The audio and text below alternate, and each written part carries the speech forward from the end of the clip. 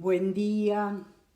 Hoy nos vamos a ocupar de Herbert Marcuse, que fue también un participante de la Escuela de Frankfurt. Algo tardíamente, algunos dicen que perteneció a una segunda generación, yo no creo tal cosa, pero sí que como todos ellos es un fuerte crítico del capitalismo, la tecnología, la sociedad industrial y del positivismo en cuanto a concepción filosófica que lo caracteriza. O sea, un pensamiento que afirma el status quo. En el grupo de los frankfurtianos podríamos decir que es el más comprometido, que aparece como líder de una nueva izquierda y que tiene mucha influencia en los movimientos juveniles de los 60, por ejemplo, del Mayo francés. Con respecto a esto, por ejemplo, Adorno estaba más rezagado, inclusive tuvo conflictos con los estudiantes que lo rechazaron y él también rechazó todo el movimiento del Mayo francés. Marcuse, por el contrario, era muy querido por los estudiantes que veían en él un representante de sus luchas. En su juventud, en sus años de estudiante, fue muy cercano, estuvo muy vinculado a Husserl y a Heidegger. Fue discípulo de ambos y asistente de Heidegger, muy influido por su pensamiento. En 1927 sale Ser y Tiempo y Marcuse lee a Ser y Tiempo y queda muy atraído por ese pensamiento. Después él explica más tarde por qué es lo que lo atraía de ese pensamiento. Y un poco es la posibilidad de colocar a la filosofía en un nuevo comienzo, en lo concreto, en la existencia humana, y no sobre principios abstractos. Y esto era lo mismo que le atraía de Marx, porque ambos insistían en lo concreto, en lo histórico. Y pensó que él podía combinarlos. Adorno, por ejemplo, le discutía esto, le criticaba, decía que no podía hacer Heidegger y Marx conjuntamente. Pero luego se desilusiona porque se da cuenta que Heidegger no logra poner a la filosofía en ese nuevo comienzo, en lo concreto, en lo histórico, tal como sí lo hacía Marx, sino que la filosofía de Heidegger también era abstracta. ¿Y por qué? Porque si bien habla del tiempo, de la temporalidad, no entiende la existencia como históricamente ubicada, sino como una universal. Ve al hombre como un individuo aislado. Y luego también está toda la cuestión ideológica y política, porque se establece una correspondencia entre Marcuse y Heidegger, en la cual Marcuse le reprocha que no renegara del nazismo, a lo cual Heidegger responde que sí lo hizo en el 44, pero reconoce que esperaba todavía, antes, en el 33, por ejemplo, del nazismo una renovación espiritual, cosa que Marcuse no puede comprender de ninguna manera porque entiende que le dice, ¿no?, que cada palabra de Hitler es una liquidación de la existencia. Y no entiende cómo un filósofo puede sostener eso y confundir liquidación de la existencia con renovación. Al fin el intercambio epistolar termina y aparte Heidegger no aprueba la tesis de Marcuse, la tesis de habilitación a la docencia. O sea, es el mismo caso que ocurre con Benjamin. Marcuse, como todos los de la escuela de Frankfurt, tiene que exilarse. Lo hace a Estados Unidos, como ellos también. Y ahí en Estados Unidos logra trabajar en varias universidades, finalmente se ubica en California. En toda su trayectoria de docencia universitaria va a ahondar en la presentación de dos caminos que ha tomado la teoría social, tanto del siglo XIX como del comienzo del XX. Uno es el del positivismo, la psicología y la sociología, y el otro que es el de Marx, el de la negatividad, el de la dialéctica. que consiste justamente en escapar a la afirmación del status quo. Pero ojo, porque Marcuse también critica el marxismo. Tiene un libro que se llama El marxismo soviético, donde va a criticar justamente que el marxismo también cae en una especie de deshistorización y que se pone al servicio de una realidad positiva, la de la sociedad industrial, por lo cual pasa a ser como una especie de positivismo disfrazado, como tal se encuentra la sociedad soviética. Pero en verdad habría que hablar no de marxismo soviético, sino de stalinismo, el que justamente obtura la apertura de lo negativo. En suma, tal como decíamos al comienzo, Marcuse, al igual que la Escuela de Frankfurt, todos sus miembros, trata de caracterizar el capitalismo tardío, el que viene después a partir de los 30, o sea, el de las sociedades avanzadas. Pero ojo, concepto que permite abarcar tanto a Estados Unidos como a la URSS y Europa, por supuesto. Podríamos decir incluso que Marcuse fue uno de los primeros en darse cuenta del fin de una época, o sea, de ese capitalismo industrial. Un momento en el que el mayor desarrollo coincide con el comienzo de la decadencia. Y él justamente va a hacer esas críticas ahora desde un punto de vista neomarxista, con una peculiaridad, porque justamente él va a tratar de hacer una combinación muy especial entre marxismo y psicoanálisis. Por los años 30, Marcuse comienza a interesarse por la obra de Freud, por el psicoanálisis, y comienza una ardua lectura, en una época sobre todo en que las aberraciones del estalinismo hicieron ver a los intelectuales de izquierda la insuficiencia de las teorías de Marx. Es así como resultado de estas investigaciones, en 1953, ya en el exilio, Marcuse va a publicar Eros y civilización. En esta obra él parte de la obra de Freud, El malestar en la cultura, que también va a tratar de las otras que hemos visto la vez pasada, Tótem y Tabú, Más allá del principio del placer.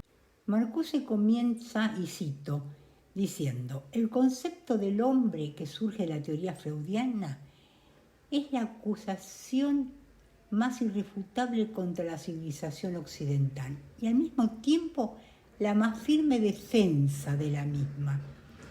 De acuerdo con Freud, la historia del hombre es la historia de su represión. ¿Y esto por qué? Porque la cultura, ojo que Freud usa indistintamente la palabra cultura y civilización, ¿no?, como sinónimo. Dice, la cultura restringe los instintos, pero esto es necesario porque los instintos librados a sí mismos, totalmente liberados, hacen imposible la sociabilidad, la asociación, lo cual es necesario precisamente para la preservación de la vida. Lo que ocurre entonces, dice Marcuse, ahí siguiendo el derrotero de Freud y refiriéndose a los orígenes de la humanidad, por ejemplo en la obra de Tótem y Tabú de Freud, es un pasaje de el animal hombre para el cual se rige por el principio del placer, de la satisfacción inmediata, del goce, del juego y la total ausencia de represión, a el ser humano, donde la satisfacción debe ser retardada y también se restringe el placer. Y además hay como una exigencia de productividad, ¿no?, el ocio y el goce solamente. Dentro de esta situación, entonces, lo que se consigue es seguridad a cambio de placer. Aquí lo que se produce es un cambio del principio de placer por el principio de realidad, el cual no va a eliminar totalmente el principio de placer, sino que lo va a modificar. ¿Modificar para qué? Justamente para proteger a ese humano, para que pueda vivir en sociedad y con cierta tranquilidad. Además va a tener otra característica que va a permitir desarrollar la razón, la atención, la memoria, y el hombre entonces llega a ser un sujeto consciente, pensante. Y la realidad comienza a estar regulada por la sociedad que reprime las necesidades instintivas. Entonces, civilización es lucha contra la libertad de satisfacción inmediata, pero al mismo tiempo brinda seguridad y además facilita el progreso y el desarrollo del hombre a través de lo que vimos en Freud de la sublimación. ¿De qué manera? A través de la ciencia, del arte, de la literatura, o sea, de todo lo que veía Freud como sublimación de los instintos.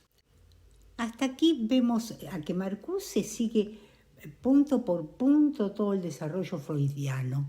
Pero ahora lo que nos planteamos es qué es lo nuevo que nos aporta Marcuse en su libro Eros y civilización. Y esto nuevo que él va a aportar viene como respuesta a la pregunta que él se plantea, que consiste en saber si existe una sociedad donde sea posible vivir en armonía, de manera que libertad y necesidad sean compatibles y podemos vivir en una sociedad no represiva. Esta sería la pregunta que va a guiar el desarrollo de su pensamiento. Pero veamos ahora entonces qué es lo que trae Marcuse de original. Y es justamente esto que venimos diciendo, es esa combinación especial entre psicoanálisis y marxismo. Para ello él va a recurrir a los conceptos de represión excedente y principio de actuación, los cuales corresponden exactamente a los conceptos freudianos de represión y principio de realidad. Ahora bien, ¿qué es esto de la represión excedente? Desde un punto de vista marxista, esta represión es necesaria no ya para mantener la civilización, sino para sostener un determinado sistema de dominación social. Y además es algo que le sirve no a la sociedad en su totalidad, sino solo a un grupo, a la clase dominante. Los freudianos conservadores pensaban que toda represión preserva la civilización. Otros, que no eran conservadores, pensaban que podríamos liberarnos de todo tipo de represión. Para Marcuse, en cambio, ambos extremos son falsos, porque él distingue esos dos tipos de represión, la básica y la excedente. O sea, que él no contradice a Freud, sino que lo completa desde el marxismo. En cuanto al principio de realidad, también lo acepta, pero desde su punto de vista marxista, lo va a modificar, lo va a transformar en lo que él llama principio de actuación. ¿Y qué es este principio de actuación? El principio de actuación es la forma histórica prevaleciente del principio de realidad en cada contexto. ¿Qué quiere decir esto? Que es necesario que ese principio de realidad sea historizado, que sea colocado en un contexto. O sea que es necesario desnaturalizarlo, desuniversalizarlo, porque siempre nosotros estamos actuando dentro de una estructura de dominación y es a ella que nos adaptamos con sus principios, con sus reglas. Para ilustrar esta situación, Marcuse va a recurrir a las representaciones mitológicas de ese principio de realidad.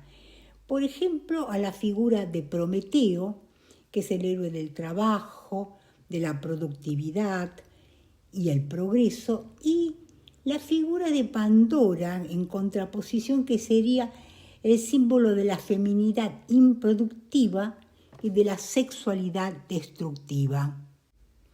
Por supuesto que en una sociedad patriarcal como la sociedad occidental, la forma de actuación impuesta es la masculina. Este es el principio de actuación que dice Marcuse.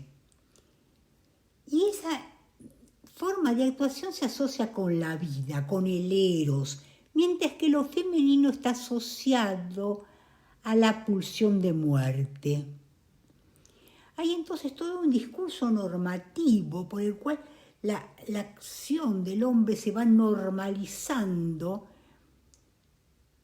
de acuerdo a un principio de actuación y que en este caso presenta como una especie de dicotomía la pulsión de vida y de muerte. Dos pulsiones que estarían en permanente conflicto. Sin embargo, señala Marcuse que esa dicotomía, esa lucha permanente entre la pulsión de vida y muerte, desaparecería en una perspectiva dialéctica, más crítica, menos normativa, que él asocia con las figuras de Narciso y Orfeo, uno representando la homosexualidad y el otro rechazando el eros de la normalidad y la sexualidad prorreproductiva. Y ojo aquí porque vamos a encontrar algo muy similar, conceptos muy similares en Foucault que vamos a ver próximamente. Esta idea de normalización de la sexualidad, de la actuación, ¿no? El principio de actuación sería una normalización que te dice cómo debes actuar y de acuerdo a un sistema de dominación. Tenemos entonces que la dominación rige la libertad de las personas y la satisfacción de sus necesidades, que al fin y al cabo no son más que las necesidades que la misma dominación te establece. El poder determina las necesidades. Y Marcuse ya había advertido que la represión había sido tan efectiva que asumía para el reprimido la forma de la libertad. Y ojo acá de nuevo, porque encontramos también algo de Foucault. Va a decir, el poder seduce, es una frase de Foucault. Cuando esta libertad falta, podríamos hablar de totalitarismo. ¿Por qué? Porque el individuo reproduce el poder en sí mismo, se autorreprime. La represión resulta ser tan efectiva que asume la forma de la libertad. Se trata aquí de la libertad liberal, la libertad que consiste justamente en consumir aquello que se nos ofrece, aquello que se produce para convencernos de que nosotros necesitamos eso. Es una libertad que nos hace esclavos. Entonces el hombre reproduce el poder en sí mismo. Es lo mismo que ocurría para Freud con el superyo. El superyo se impone, internaliza la represión. Y así se produce ese pasaje del sadismo, que sería la agresión del otro, a el masoquismo, que sería la autorrepresión. Y la libertad entonces se transforma en un instrumento de dominación. Aquí dejamos, pero atención a este punto, porque vamos a ver que es la base sobre la que se sustenta su concepto de hombre unidimensional, que es el tema del libro que vamos a ver en el próximo encuentro. Y como siempre nos despedimos, no sin antes recomendarles que se suscriban, que nos escuchen, que pongan likes, que hagan comentarios. Y bueno, hasta la próxima.